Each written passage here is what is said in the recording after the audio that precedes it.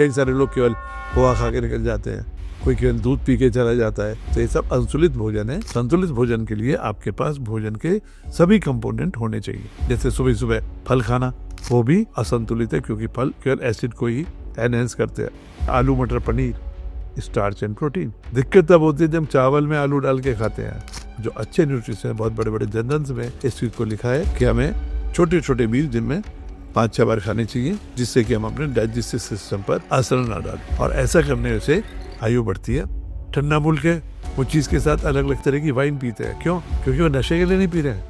कैसे एक भोजन को पाचन करने के लिए दूसरा भोजन लिया जाए, तो उनकी कल्चर है, उनका मौसम है, ठंडी बहुत पड़ती है, प्रोटीन चाहिए। तो ये आयुर्वेद की ब्यूटी है, आहार औषध। आहार को औषधि के तौर पे कैसे खाया जाए, बीमारी के लिए भी और बीमार होने के बाद ठीक होने के लिए भी।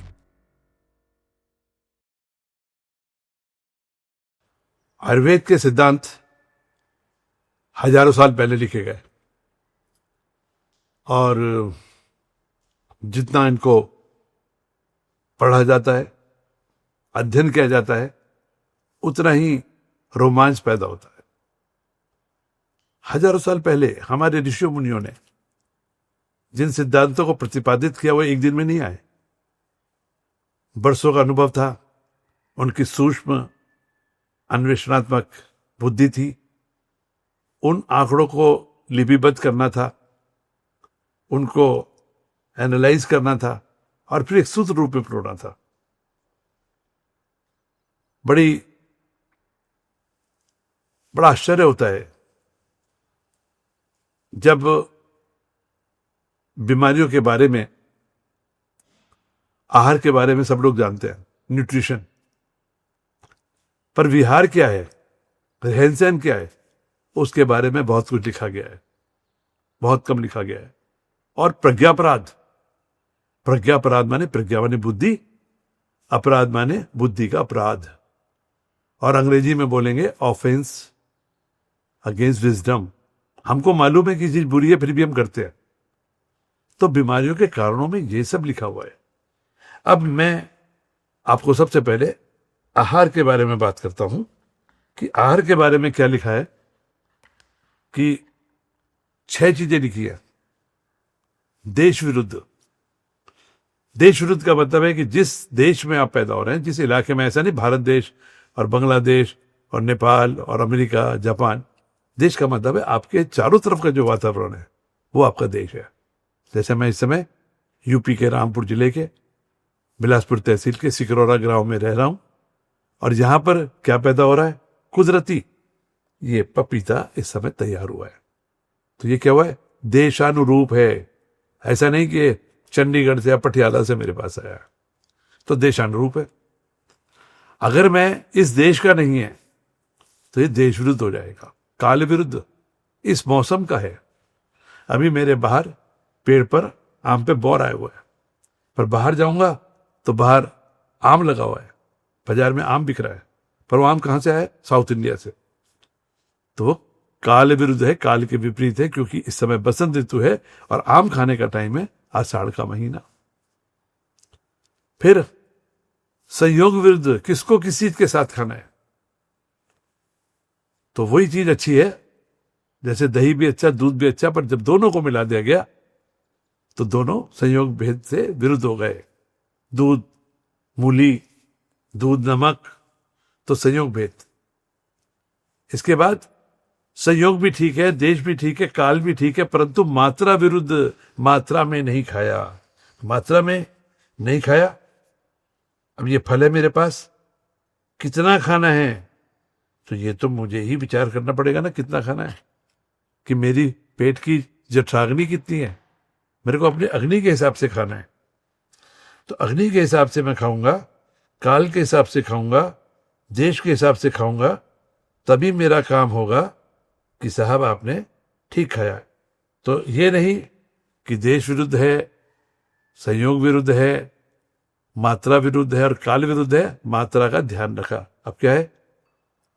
स्वभाव विरुद्ध। कोई चीज अपने आप को भी नहीं होती है। एक एग्जाम्पल, आंवला सारी दुनिया जानती है, परंतु क्या आंवला खाने से भी किसी को नुकसान हो सकता है?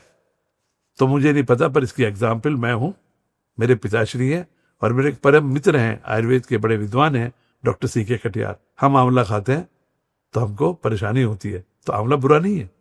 बुरा क्या है? हमारा स्वभाव विरुद्ध। तो देश विरुद्ध, आयु विरुद्ध, किस मौसम में क्या खाना है। कन्हैया बचपन में मक्खन खाते हैं, पर बड़े होकर मक्खन खाते नहीं दिखते हैं। तो हमें किस आयु में कितना खाना है? बचपन घी खाने के लिए है और वृद्धावस्था में हम घी कम खाते हैं। तो आयुर्वेद के सिद्धांतों में, आयुर्वेद आहार के बारे में बहुत सारी चीजें लिखी है। अब विहार क्या हो गया? खाया तो ठीक, पर सोए ठीक से नहीं। खाने के टाइम पे खाना नहीं खाया, सोने के टाइम पे सोए नहीं, कसरत के टाइम पे कसरत नहीं किया। तो लिखा है कि खाने के बाद अपने दिमाग को थोड़ा सा आराम दें, संगीत का वातावरण हो। पर हम सीरियस मीटिंग में जब खाना खाते हैं तो वो प्रज्ञापराध है, ऑफेंस टू विजडम, क्योंकि इस समय खाने को चाहिए खून पेट के अंदर। हल्की सी झपकी अगर ले लेंगे तो अच्छा रहेगा, परंतु आज की जीवन शैली में हमें प्रज्ञापराध करना ही पड़ता है, ऑफेंस टू विजडम करना ही पड़ता है, क्योंकि अर्थ प्रधान दुनिया है, कॉम्पिटिटिव वर्ल्ड है, सब कुछ करना ही पड़ता है। तो प्रज्ञापराध का वर्णन केवल आयुर्वेद में लिखा है कि कैसे हमारे शरीर को असर कर सकता है। तो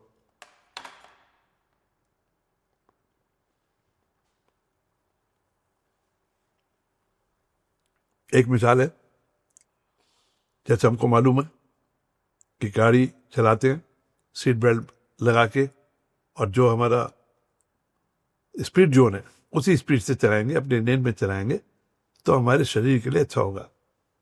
पर वही जब आता है कि उस आदमी ने सड़क पर रोक दिया, एक स्पीड से BWD आई, मर्सिडीज आई, वो प्रज्ञापराध हुआ। प्रज्ञापराध क्या हुआ कि उसने नियम कायदे छोड़ गाड़ी चलाई, दूसरों की जान भी ली और अपने लिए भी आफत मोल ली, मानसिक भी, शारीरिक भी, आर्थिक भी, और जुर्माना और सजा तो होगी। ये सब प्रज्ञापराध है। तो इन तीनों का मिश्रण ही बीमारियों का कारण है। जानते बूझते हुए भी उन काम को करना जो हमारे शरीर के लिए, हमारे मन के लिए, हमारी आत्मा के लिए बुरे हो सकते हैं, वही प्रज्ञापराध है। अब आता है कि आधुनिक जीवन में क्या प्रज्ञापराध बढ़ रहा है। तो मैं रामायण की एक पंक्ति को बोलूंगा, भय बिन होत न प्रीत, कि जब तक भय नहीं होता तब तक प्रीत नहीं होती। आज प्रज्ञापराध क्या हो रहा है कि हमारे देश में आजकल एक चलन है कि 40,000 रुपए का इंश्योरेंस ले लो, बीमार पड़ेंगे तो पैसा तो मिल ही जाएगा। अब वो भय खत्म हो गया कि बीमार पड़ेंगे, पैसा बहुत खर्चा होगा, बोले पैसा तो इंश्योरेंस कंपनी देगी ना। तो वो जो भय खत्म हो गया, एक कारण तो बहुत बड़ा वो है, और दूसरा सिक्योरिटी इतनी ज्यादा है। तो जिसके पास साधन कम होंगे वो सोचेगा यार बीमार पड़ूंगा तो बहुत पैसा खर्चा होगा, हमारा शरीर को देखेगा कौन, तो वो शायद डर होगा। परंतु प्रज्ञापराध है, और मैं समझता हूं कि एक व्यसन भी है। जिसको व्यसन हो गया, वो व्यसन पता है कि शराब बुरी है, पर कितनी मात्रा में बुरी है ये भी पता है उसको, परंतु वो पीता है, कई बार दिखावे के लिए, कई बार शौक के लिए, कई बार साथी संगी के लिए। तो प्रज्ञापराध बढ़ता जा रहा है कि उपलब्धता बहुत हो गई है। ऐसा कोई भी शख्स मुझे नहीं मिलता जिसे नहीं पता है कि क्या चीज बुरी है। सिगरेट पीने वाले से पूछो क्या सिगरेट अच्छी है, कहता नहीं अच्छी है, फिर भी क्यों पीते हो, बोले प्रज्ञापराध है, व्यसन हो गया है। तो व्यसन कौन है? जो कर्तव्य विमुख करे। और आयुर्वेद में व्यसन 8 तरीके के लिखे हैं। जुआ खेलना, शिकार करना, स्त्री प्रसंग करना, मद, शराब, तंबाकू, कोई भी ड्रग का सेवन करना, चोरी करना, झूठ बोलना, त्रैत्रिक, दिन भर गायन वादन नृत्य में बैठे रहना, और ठुल्लागिरी करना, वृथा पर्यटन, ये सब क्या है? प्रज्ञापराध है। क्योंकि हमको पता है ये सब हमारे विनाश का कारण है, इनसे हमारे शरीर पे असर होता है, हमारे उस पे होता है। तो बात आती है क्या ये आयुर्वेद में ही है? नहीं, ये सब चीजें हमारे हर धर्म में, हर कंट्री में, हर भाषा में इनका उल्लेख किया गया है कि हमें मॉडरेशन करना है। अति का भला ना बोलना, अति की भला ना चुप, अति सर्वर्थ वर्जय, हर चीज में अति का वर्णन है। Excess is bad for everything, वो अंग्रेजी में भी है, वो लैटिन में भी है, फ्रेंच में भी है। तो ऐसा नहीं कि हमारे पास है, पर क्योंकि हम आयुर्वेद के हैं, हमारे देश में है, हमारे पास बहुत ही समृद्ध ज्ञान मौजूद है। और आधुनिक अगर हम चिकित्सा शास्त्र पढ़ें, आधुनिक टीचिंग पढ़ें, तो उसमें भी कमोबेशी यही है। और मैंने दुनिया में बहुत देखा कि जैसे कि रेसिपी होती है, एक कंपनी में जाइए ब्रांड में, वो आपको एक सैंडविच देता है, उसकी कैलोरीज बिल्कुल मेंटेन है, तो वो मात्राबद्ध देता है। हमारा जो खाना है दाल चावल खिचड़ी, उसमें लिखा है कितना चावल कितनी खिचड़ी, पर कितना खाना है उसको हमें क्वांटिफाई करना पड़ेगा। और आजकल ये कैलोरीज में लेके आ रहा है कि कितनी कैलोरीज आपको एक बार में अपनी आयु के हिसाब से, अपनी प्रोफेशन के हिसाब से खानी चाहिए। तो पूरी दुनिया में चाहे कोई भी डिश हो, चाहे वो फास्ट फूड हो, चाहे वो रेगुलर फूड हो, वो ताज़ा होना चाहिए, टाइम पर होना चाहिए, मात्रा में होना चाहिए। ये सभी जगह है। और जो इससे ऊपर जाता है वो जानते बूझते भी ज़्यादा खाता है। मैं भी कहीं से कुछ खा के आता हूँ, मुझे पता है कि वो बुरा है, फिर भी मैं खा लेता हूँ, वो प्रज्ञापराध है। वो चाहे आयुर्वेद की बात करो, चाहे मॉडर्न की बात करो, तो प्रज्ञापराध से हम सब मजबूर हो चुके हैं, जानते बूझते, कभी मजबूरी में, कभी शौक में, कभी लालच में, हम इसको करते ही रहते हैं। और क्योंकि आज की तारीख में उपलब्धता बहुत है, कई बार लगते हैं कि हम खाना नहीं खाएंगे, फिर अचानक किसी रेस्टोरेंट में जाते हैं और कुछ बढ़िया सी डिश बन रही है, हम खा लेते हैं, वो प्रज्ञापराध है, क्योंकि संयम नहीं है। फिर एक चीज अच्छी लगी, थोड़ा सा खाया, यार थोड़ा सा और खा लेते हैं, वो अति हो गया, वो भी प्रज्ञापराध है। तो वाकई में संयम करना, नियम से खाना, मात्रा में रहना, ये खुद में अपने आप में बहुत बड़ी शरीर की पूजा है। तो हम उस मंदिर की, उस भगवान की पूजा तो कर लेते हैं जो हमें दिखाई नहीं देता, पर हमारे शरीर के अंदर जो शरीर व्याधियों का मंदिर है, जो शरीर हमारा खुद का मंदिर है, इसके अंदर इसे ठीक करने के लिए जो हमें इसकी पूजा करनी है, उसमें कहीं ना कहीं चूक होती है, वही प्रज्ञापराध होती है। और समाओ, और मैं समझता हूँ कि इसके लिए जितनी ज़्यादा एजुकेशन होगी, जितनी ज़्यादा अंदर होड़ होगी कि हम तंदुरुस्त रहे, और शायद हमको एक दिन करना पड़ेगा कि ये आदमी तंदुरुस्त है, ये कभी बीमार नहीं हुआ, तो उसको इस बात का मेडल दिया जाए, तो शायद होड़ लगे, हम प्रज्ञापराध भी ना करें और ढंग से खान पान रहन सहन भी करें। भोजन का जो प्रकार है, या भोजन खाना कहाँ पर है, तो अगर आप वेस्टर्न यूपी में हैं, तो वेस्टर्न यूपी में गेहूं पैदा होता है, और गेहूं के साथ अगर आप देखेंगे तो ये रोटी और दाल खाते हैं। तो रोटी और दाल क्या है? कार्बोहाइड्रेट एंड प्रोटीन है।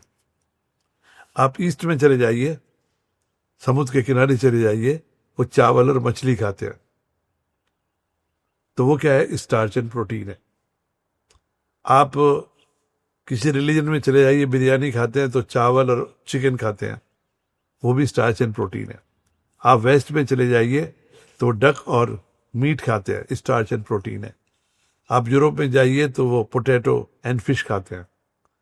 पर समहाउ किसी भी कल्चर में, साउथ में जाइए तो इडली डोसा खाते हैं, वो भी स्टार्च एंड प्रोटीन है। तो सुबह ही सुबह नाश्ता करना हर कल्चर में, चाहे वो वेस्टर्न कल्चर हो चाहे देसी कल्चर हो, पूड़ी छोले खाते हैं। पंजाब में जाएंगे तो छोले भटूरे खाते हैं, वो भी कार्बोहाइड्रेट एंड प्रोटीन है। हाँ, ये बात और है कि आपने जला हुआ तेल है या उसको बार बार पकाया हुआ है, बार बार गर्म किया हुआ है, वो चीज़ बिल्कुल अलग है। परंतु हमारी कल्चरल जो भोजन है, मैंने पूरी दुनिया में जो देखा, वो चाहे अंग्रेज हो, चाहे हिंदुस्तानी हो, चाहे वो ईस्टर्न यूपी हो, चाहे वेस्टर्न यूपी हो, हमारा जो संतुलित भोजन है वो बहुत हद तक मिलता जुलता है। पर स्थान के हिसाब से, अवेलेबिलिटी के हिसाब से कहाँ पर क्या चीज़ हो रही है, हम उसको खाते हैं। एक फुल इंग्लिश ब्रेकफास्ट की बात आती है, वो क्या चीज़ है? उसमें दूध है या दही है, मिनरल्स हो गए। उसमें सीरियल है, वो कार्बोहाइड्रेट हो गया। उसमें फल है, वो विटामिन हो गए। और अंडा या सॉसेज, वो प्रोटीन हो गया। तो एक उचित आहार क्या है जिसमें प्रोटीन, विटामिन, मिनरल्स और कार्बोहाइड्रेट का कॉम्बिनेशन हो, और परंतु वो टाइम पर खाया जाए, मात्रा में खाया जाए। और फुल इंग्लिश ब्रेकफास्ट का मतलब यह है कि इट शुड बी बैलेंस। कई सारे लोग केवल पोहा खा के निकल जाते हैं, कोई केवल दूध पी के चला जाता है। तो ये सब असंतुलित भोजन है। संतुलित भोजन के लिए आपके पास भोजन के सभी कंपोनेंट होने चाहिए। जैसे सुबह सुबह फल खाना, वो भी असंतुलित है, क्योंकि फल केवल एसिड को ही एनहेंस करते हैं। तो इन सबको मिला के करा हुआ भोजन ही वो है। और इसके ऊपर मैं समझता हूँ कि न्यूट्रिशनिस्ट ने, जो अच्छे न्यूट्रिशन, बहुत बड़े बड़े जर्नल्स में इस चीज़ को लिखा है कि हमें छोटे छोटे मील दिन में 5-6 बार खाने चाहिए, जिससे कि हम अपने डाइजेस्टिव सिस्टम पर असर ना डालें। और ऐसा करने से आयु बढ़ती है। जैसे जापानी लोग हैं, वो गर्म पानी पीते हैं, क्योंकि समुद्र के किनारे रहते हैं, आनुप प्रदेश है, उनको गर्म पानी अच्छा है। वो उबला हुआ खाते हैं, क्योंकि वो कटिबंधीय देश में है, गर्म देश में है वो। और जब सर्दी होती है जिस इलाके में, वो सर्दी के हिसाब से खाना खाते हैं। तो आपको मौसम के हिसाब से, अपने क्षेत्रफल के हिसाब से, आपकी उपादेयता के हिसाब से। बड़ी हैरानी हुई कि जब मैं सिंगापुर में था तो एक मटर के दाने थे। मेरी होस्ट ने बोला, वैद्य जी खा लो। मैंने सोचा मटर के दाने ही तो खा लेते हैं, और मैंने मुंह में डाला, और मुंह में डालते में उछल गया। बहुत ही तीक्ष्ण गंध थी उसमें, जैसे सरसों के तेल की हो। तो मैंने कहा, ये सरसों के तेल में? बोले, नहीं, मसाबी है, ये समुद्र के अंदर की है। ओ, आनूप प्रदेश है, कफ है, तो कफ वाले देश में कटु रस वहां पर भी पैदा हो रहा है। तो कल्चर के हिसाब से, ट्रेडिशन के हिसाब से लोग उन चीजों को खाते रहे हैं। तो मैं नहीं समझता कि किसी भी देश में, किसी भी काल में, या आधुनिक या मॉडर्न, सब चीजों में लिखा हुआ है, जैसे आलू मटर पनीर, स्टार्च एंड प्रोटीन। दिक्कत तब होती है जब चावल में आलू डाल के खाते हैं। तो ये सब चीजें हर कॉम्बिनेशन में है। और आयुर्वेद की तो एक बहुत अच्छी बात है कि भाव प्रकाश नाम का एक निघंटु है, उसमें बहुत सारी रेसिपी लिखी है, समोसे के गुण, रबड़ी के गुण, दही बड़े के गुण, कि एक ही चीज को अलग अलग तरीके से हम कैसे आहार औषध के तौर पे खा सकते हैं। तो आयुर्वेद का जो आहार है वो बहुत ही विशद है, बहुत ही बड़ा एलोबरेट किया हुआ है। और यदि उनको आज की परिभाषा के हिसाब से एनालाइज किया जाए, उनकी कैलोरी वैल्यू निकाली जाए, फूड वैल्यू निकाली जाए, बेनिफिट देखे जाए, जैसे दाल खाएंगे तो जिसकी अग्नि मंद है उसे गैस बनेगी, पर उसी दाल को हमने भिगो दिया, पीस लिया, उसके बाद दही बड़े बनाए, पानी में छोड़ दिया, तेल सारा ऊपर आ गया, तो वो हमको सुपाच्य हो जाएगा। तो ये आयुर्वेद की ब्यूटी है, आहार औषध। आहार को औषधि के तौर पे कैसे खाया जाए, बीमारी के लिए भी और बीमार होने के बाद ठीक होने के लिए भी। तो ये आधुनिक का और आयुर्वेद का जो भी है। अब जैसे पनीर है, कोई मोज़रेला चीज बनाते हैं, अलग तरह के चीज बनाते हैं, उनके पीछे भी कारण है कि कैसे वो हजम होता है। ठंडा मुल्क है, वो चीज के साथ अलग अलग तरह की वाइन पीते हैं। क्यों? क्योंकि वो नशे के लिए नहीं पी रहे हैं, कैसे एक भोजन को पाचन करने के लिए दूसरा भोजन लिया जाए। तो उनकी कल्चर है, उनका मौसम है, ठंडी बहुत पड़ती है, प्रोटीन चाहिए, तो वो एनिमल प्रोटीन है, सब्जी पैदा नहीं होती है, तो वो अपनी कल्चर के हिसाब से खाते हैं। तो हम ये नहीं कर सकते कि जो हम कर रहे हैं वही ठीक है, या जो वो कर रहे हैं वो ठीक है। वो समय के हिसाब से, देश के हिसाब से, काल के हिसाब से, आयु के हिसाब से अपना अपना भोजन का रिवाज है।